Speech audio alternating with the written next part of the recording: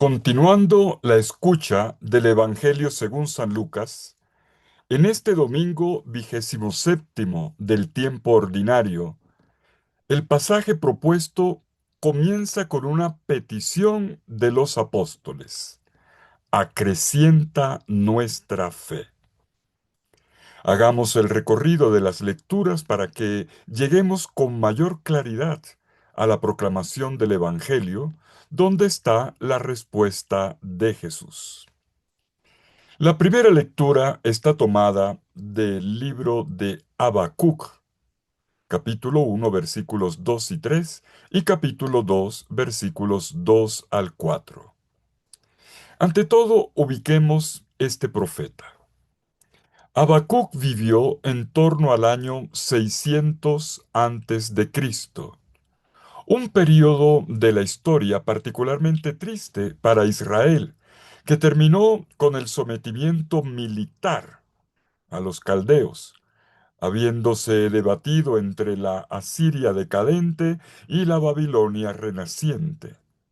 Esta última, la del águila guerrera y voraz, que hace de su fuerza su Dios, como dice el mismo profeta, terminará llevándolos a la deportación. Entretanto, en vísperas de esta catástrofe, el pueblo se debate entre poderes corruptos y violencias. Tanto daño, injusticia, robo.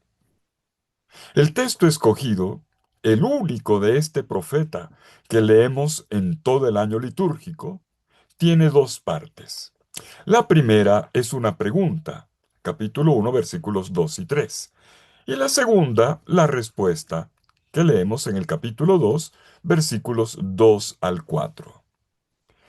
Adolorido ante este panorama que acabamos de vislumbrar, Habacuc encara a Dios con un ¿hasta cuándo, Señor? Y con una serie de ¿por qué? En su oración, las preguntas se derraman en cascada. ¿Hasta cuándo, Señor, pediré auxilio sin que me escuches? Te gritaré violencia sin que me salves. ¿Por qué me haces ver crímenes y contemplar opresiones? ¿Por qué pones ante mí destrucción y violencia y disputas y se alzan contiendas?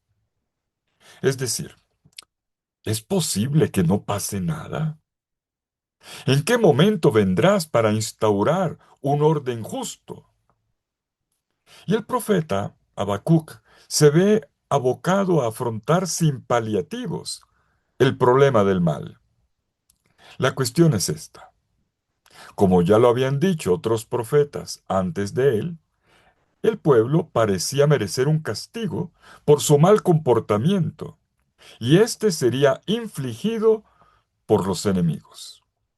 Pero resulta que los enemigos no eran mejores que ellos.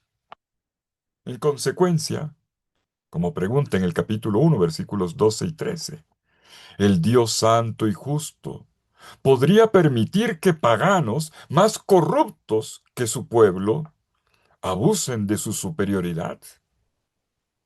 Estamos ante el eterno lamento del ser humano de cara al misterio del mal, del dolor inocente, de la injusticia que parece imparable. Las palabras de Habacuc son el eco del sentir de todo un pueblo. Y entonces el profeta se pone a la espera, como lo hace un centinela, nos dice el capítulo 2, versículo 1.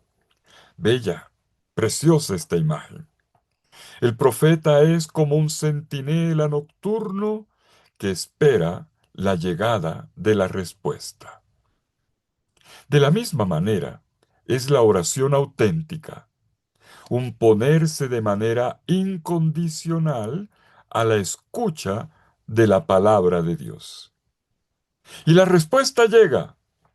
Son los versículos 2 al 4 del capítulo 2 de esta profecía de Habacuc, en la que se dan tres pasos. Primero, Dios responde con una visión que el profeta tiene que registrar oficialmente en su tablilla. Segundo, le pone una fecha a su intervención. pues la visión tiene un plazo, dice el profeta, pero llegará a su término sin defraudar. Si se atrasa, espere en ella, pues llegará y no tardará.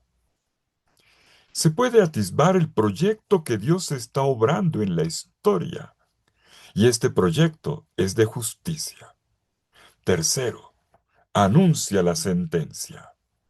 Mira, el altanero no triunfará, pero el justo por su fe vivirá. En pocas palabras, Dios le dice que esté tranquilo, que tenga paciencia, porque un castigo vendrá, sí, pero solamente para el malvado. Para el prepotente que cree dominar la tierra, ese perderá la vida. En cambio, promete salvación a quienes crean firmemente en que Él salvará a Israel. Una pequeña observación técnica. En la versión hebrea, la frase de Habacuc 2:4 usa el término, hebreo, claro, de emuná, emuná, que significa fidelidad. Pero cuando fue traducido al griego, la conocidísima versión de la Septuaginta, allí pusieron el término griego pistis, que significa fe. Habacuc estaba pensando en principio en la fidelidad de Dios, no en la fe nuestra, en la fidelidad de Dios, que es la coherencia con lo que Él ha prometido en su palabra, en armonía siempre con su voluntad, con el querer de su corazón. Claro, es en la fidelidad de Dios que se apoya nuestra confianza, nuestra fe. Pues bien, este anuncio despierta la esperanza. Te lo garantizo, el Señor interviene. Si demora, espéralo, ten paciencia. Y cuando llegue, si estás despierto, Él se pondrá a tu servicio. Tú debes esperarlo como persona inteligente, como persona que se fía de la promesa del Señor. ¿Qué es lo que se espera de uno? La fidelidad. La confianza total y única en el Señor, sosteniendo una perseverancia fiel mediante la práctica de los mandamientos, de las exigencias divinas.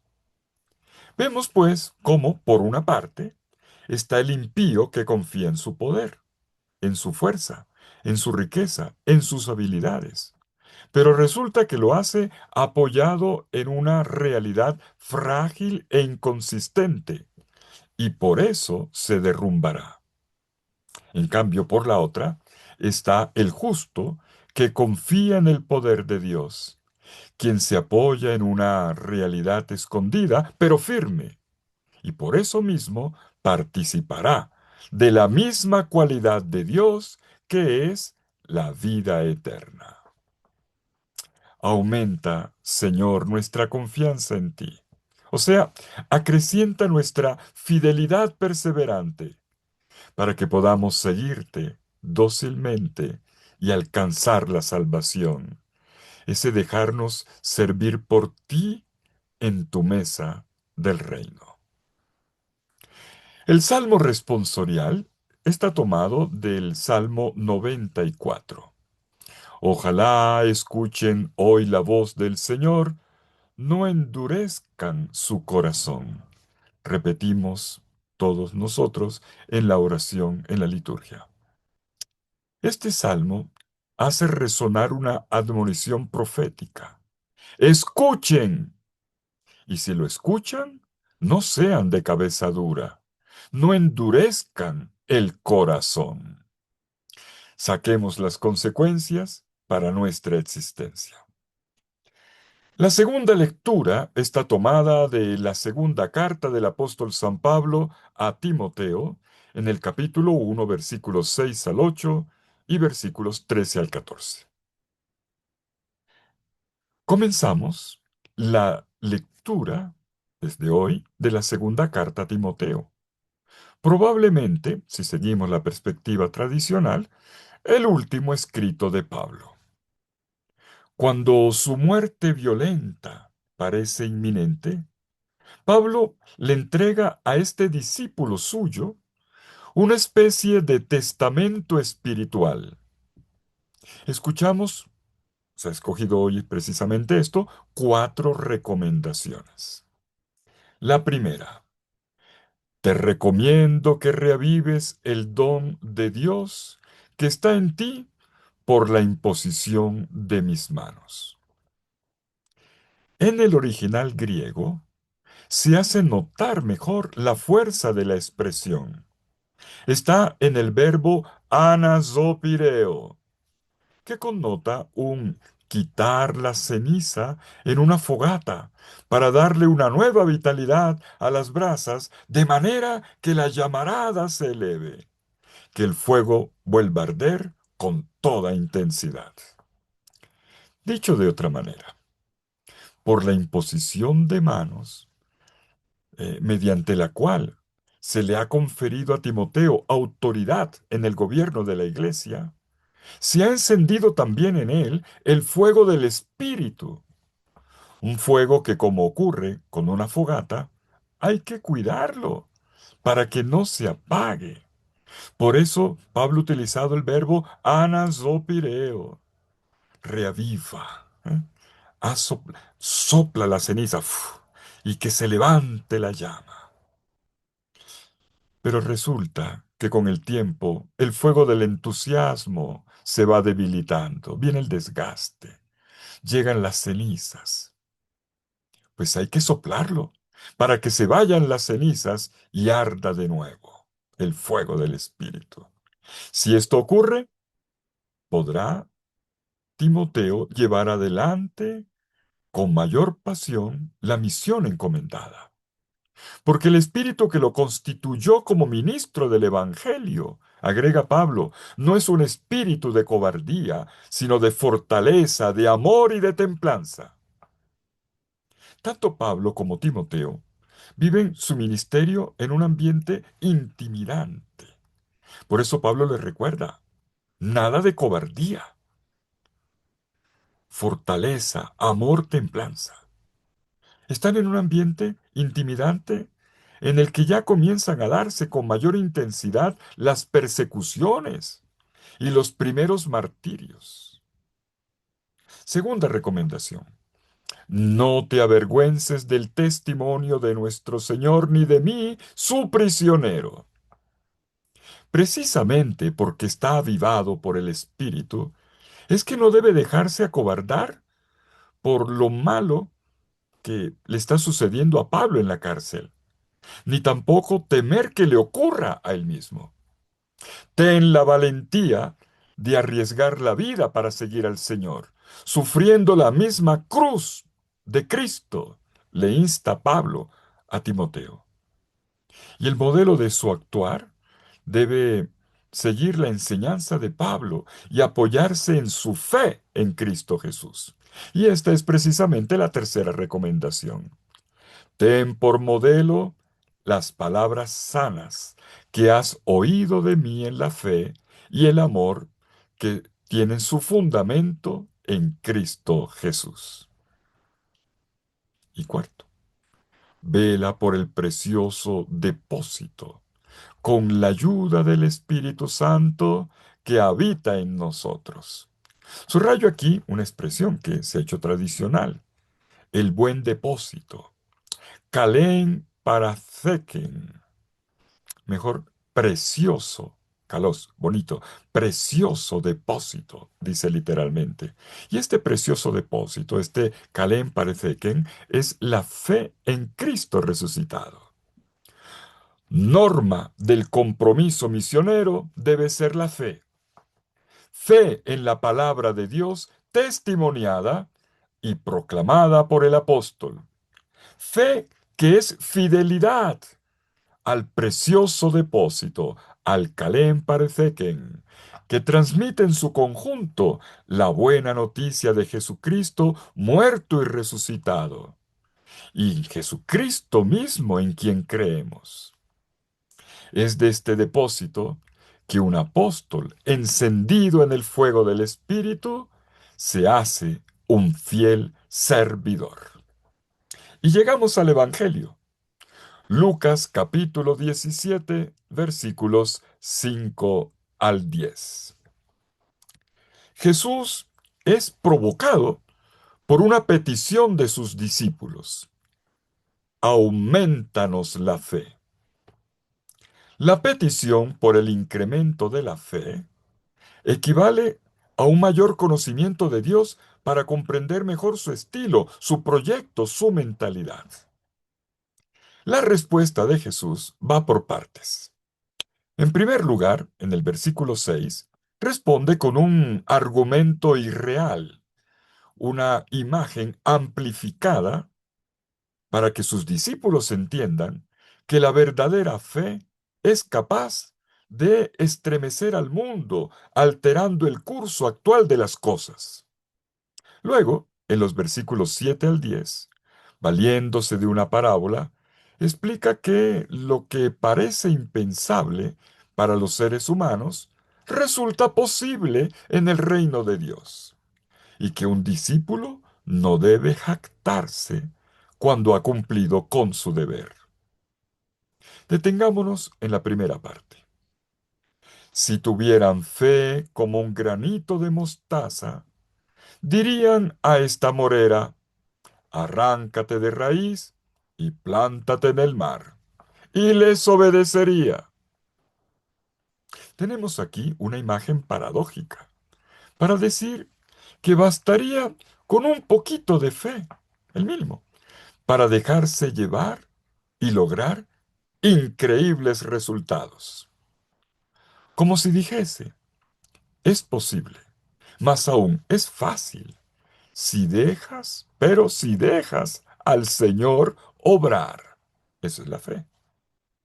El secreto de la fe está precisamente aquí. Dejar al Señor obrar. Seguir al Señor con docilidad, dejándole entrar para que sea Él quien lleve a cabo desde dentro lo que tiene que hacer. En la segunda parte, Jesús cuenta una parábola. Pinta una escena que corremos el riesgo de no entender. Comienza con una pregunta. ¿Quién de ustedes, si tiene a un siervo labrando o pastoreando, cuando vuelve del campo le dice, enseguida, ponte, ven y ponte a la mesa? No es lógico, ¿verdad? No es lógico. Porque si se tiene a un servidor, es él quien tiene que servir a su jefe. Por lo tanto, ¿me tendría que sentir obligado a hacer esto con mi empleado? Ciertamente no, porque cada uno tiene su oficio.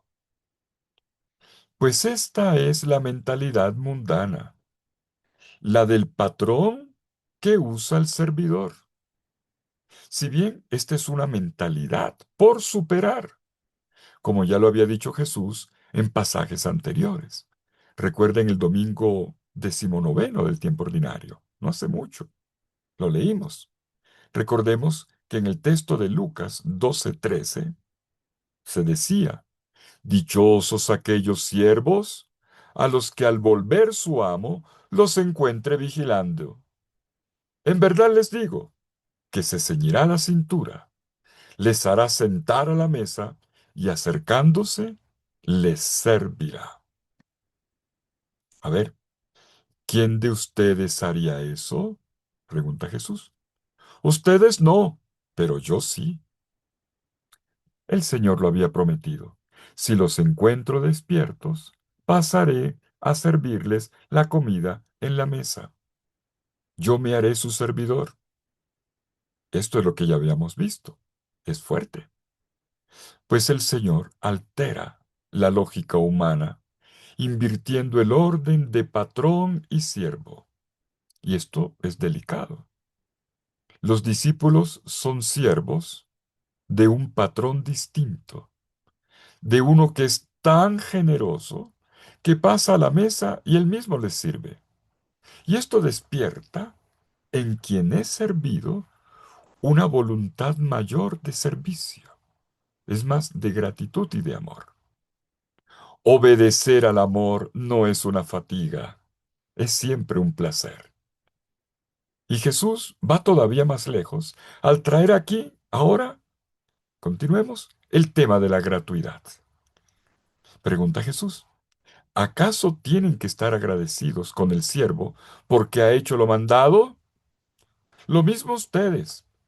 Cuando hayan hecho todo lo que se les ha mandado, digan, somos siervos inútiles. O no, mejor, somos simplemente siervos. Hemos hecho lo que teníamos que hacer. La actitud del discípulo debe ser la del servidor sin pretensiones. Y aclaro aquí, porque vieron que hice una corrección. La traducción, siervos inútiles, como leemos en algunas Biblias, no parece ser la mejor. El término griego, agreios, se entiende mejor en el sentido de simples servidores o solamente pobres siervos. O sea, siervos sin cálculos, sin pretensiones, sin ínfulas, sin componendas. No es que los siervos no tengan utilidad. De hecho, el mismo texto dice que han cumplido a cabalidad y satisfactoriamente con su deber. Hemos hecho lo que teníamos que hacer. Inútiles no son. Lo que se acentúa aquí más bien es el hecho de que son siervos, ni más ni menos. Pero el énfasis recae entonces en la gratuidad, más en la gratuidad que en la utilidad. Me explico, no se sirve al Evangelio con el espíritu de un asalariado. El espíritu del asalariado es la del que cuando termina la jornada dice, por fin acabé, y se ampara en sus derechos si resultase perturbado. El auténtico servidor no tiene necesidad de jactarse, como tampoco de esconderse. Simplemente dice, he hecho lo que tenía que haber hecho. El secreto está en no tener pretensiones, o sea, en no procurar que el Señor haga lo que nosotros queremos. ¿Está claro? Y es en esta perspectiva de confianza y de abandono, de disponibilidad y de docilidad, que se construye, se lleva a cabo la justa relación con Dios, que se llama fe.